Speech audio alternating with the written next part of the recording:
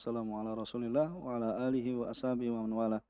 Pada kesempatan kemarin ya kita telah masuk pada pembahasan hadis Aisyah radhiyallahu taala anhu. Ada yang hafal hadisnya?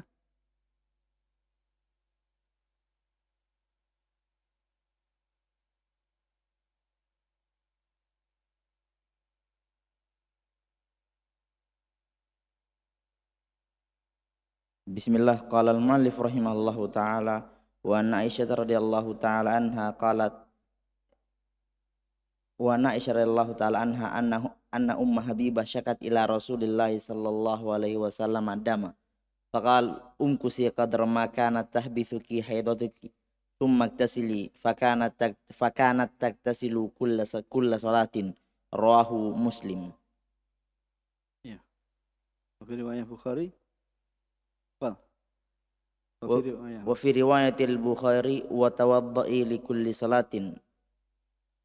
Ya. Wa hiya li Abi Dawud wa ghairihi min wajhin akhar. Jazakallahu khair wa barak fik.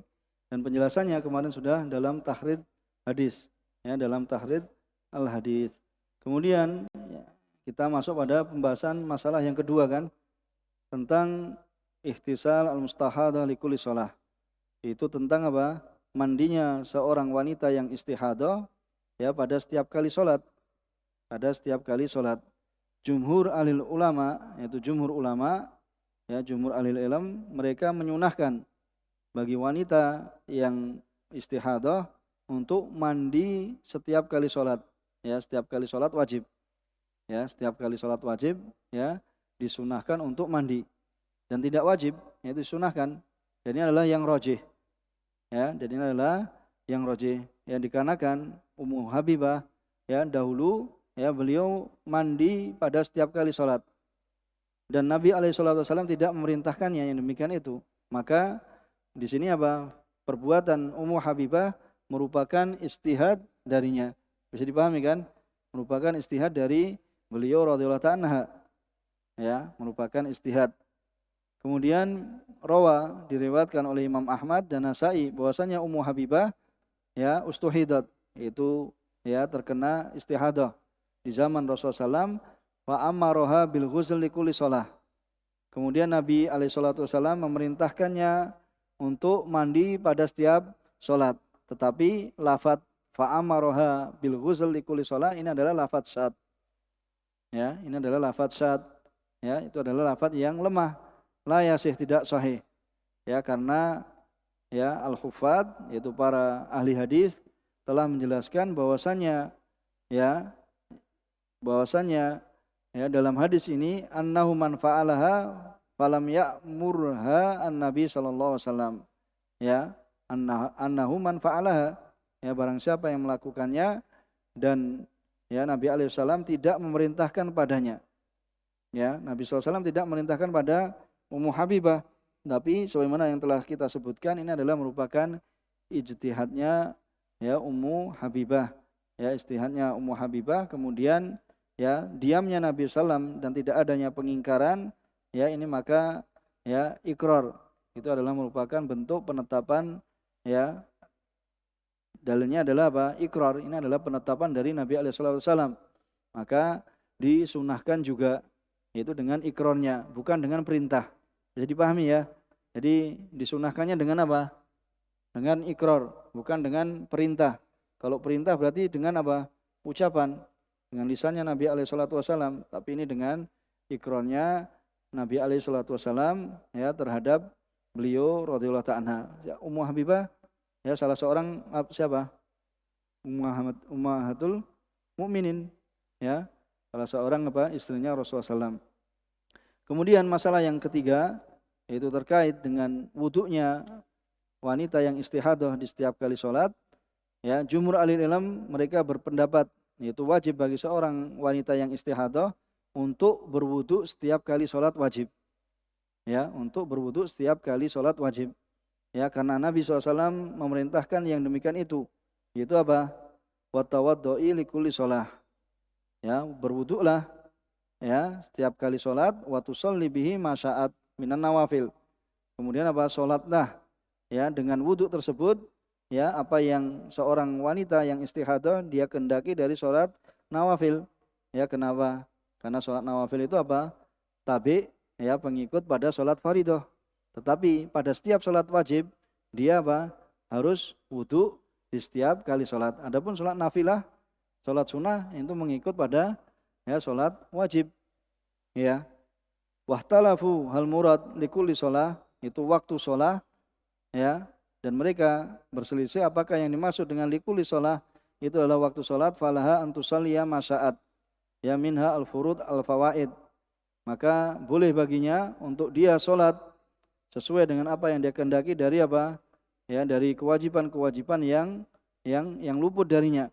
Kemudian apa, bisa dia apa, watajma' baina sholatain, ya, hatta yahrujal waqt, sehingga keluar dari waktu, atau hanya pada dohirnya saja, yaitu bahasanya dia apa, berwudu untuk setiap kali sholat mafruḍah, ya, walaupun sholatnya itu adalah apa, qadaan. Kemudian apa, tidak, ya, menjamak, ya, di antara dua sholat dengan satu kali wudu, ya, maka jawabannya adalah wal awal madhabul Hanafiyah wa tsani yakni madhabus Syafi'iyah. Ya, kemudian apa, wa dzaba jam'un minas salaf wa madhabul Malikiyah ila adami wujubil wudu alal mustahadha likulli shalah wa inna ma yustahab dzalik. Ya, sekelompok dari kaum salaf, dan ini adalah madhabnya Malikiyah, bahwasanya apa, tidak wajib, ya, tidak wajib, ya, seorang wanita istihadah untuk wudu di setiap kali sholat. Hanya saja ini adalah apa, disunahkan, ya, disunahkan, ya, disunahkan. Kemudian dalil mereka, karena tidak adanya dalil syar'i yang mengharuskan, ya, mustahadah, seorang wanita istihadah untuk wudu setiap kali sholat, ya, untuk setiap kali sholat. Adapun, ya, yang disebutkan dari sabdanya Nabi alaihissalam, wa tawadhu'i likulli sholat, ya, gimana dengan lafadz, ya, disebutkan dalam hadis tawadhu'i likulli sholat, maka jawabannya dari dua segi. Yang pertama, bahwasannya lafadz ini la yathbut anin Nabi sallam, ya, bahwasannya tawadhu'i likulli sholat, yaitu wahai wanita yang istihadah, ya, berwuduklah setiap kali sholat, itu adalah ucapan perawi. Ya, yang benar adalah ucapan perawi, sebagaimana telah kita sebutkan dalam takhrid hadis. Ya, sebagaimana telah dijelaskan oleh alul hadis. Ya, dan juga telah lewat pada pembahasan sebelumnya tentang pembatal-pembatal wudu. Kemudian jawaban yang kedua, taruhlah, ya, lafadz itu sahih, maka dibawa kepada istihbab, ya, yaitu berwudu setiap kali sholat bagi wanita istihadah itu adalah dibawa kepada istihbab, bukan wajib. Ya, yang demikian itu dikarenakan dua hal. Ya, bahwasanya hukum ini Nabi alaihissalam tidak memerintahkan semua wanita yang apa, yang istihadah. Ya, wa ummu Habibah itu mustahad, itu apa, dia terkena istihadah. Tetapi Nabi SAW tidak memerintahkan padanya untuk berwudu setiap kali sholat. Hanya saja, ya, datang hukum ini pada hadis Fatimah binti Abi Hubesh. Ya, maka tatkala Nabi alaihi salatu wasallam memerintahkan sebagian wanita untuk berwudu pada setiap kali sholat, ya, kemudian tidak memerintahkan pada wanita yang lainnya, ya, ini menunjukkan bahwasanya perintah ini dibawa kepada apa, istihbab, ya, disunahkan saja. Kemudian yang dimaksud dari wudu di sini adalah untuk mengangkat hadas, ya, sedangkan apa, seorang wanita yang dia terkena istihadah tidaklah terangkat hadasnya. Kenapa? Karena darahnya kan terus mengalir kan, ya, darahnya keluar, ya, maka tidaklah ada segi untuk mewajibkan, ya, wudu kepadanya, ya, sehingga kesimpulannya bahwasanya, ya, perintah di sini maksudnya adalah istihbab. Dan wahadal qaul qawi, ya, dan pendapat ini yaitu yang memerintahkan untuk, ya, berwudu, ya, setiap kali sholat, yaitu sunnah, ya, pendapat sunnahnya berwudu setiap kali sholat itu apa, pendapat yang kuat, ya. Tetapi di sini Syekh Taufik hafizahullah taala mengatakan lakin al ahwat wal aslam, ya, akan tapi yang lebih untuk menunjukkan kehati-hatian, ya, dan lebih selamat bagi seorang wanita itu supaya berwudu setiap kali sholat wajib, ya, pada setiap kali sholat wajib, ya, supaya berwudu, ya, wa tusalli bihi masya'at, ya, dan dia bisa sholat, ya, sesuai yang dia kehendaki dari sholat, ya, wajib ataupun, ya, nawafil sebelum keluar waktunya. Bisa dipahami?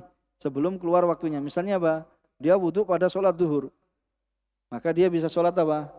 Sholat qobliyah, ya, dan juga sholat ba'diyah, ya, sholat rawatib yang sebelumnya dan sudahnya, ya, seperti itu, ya. Wal amru walhamdulillah la masyaqqata fi, ya, maka perkaranya yaitu berwudu, alhamdulillah, ya, tidaklah ada kesusahan di dalamnya.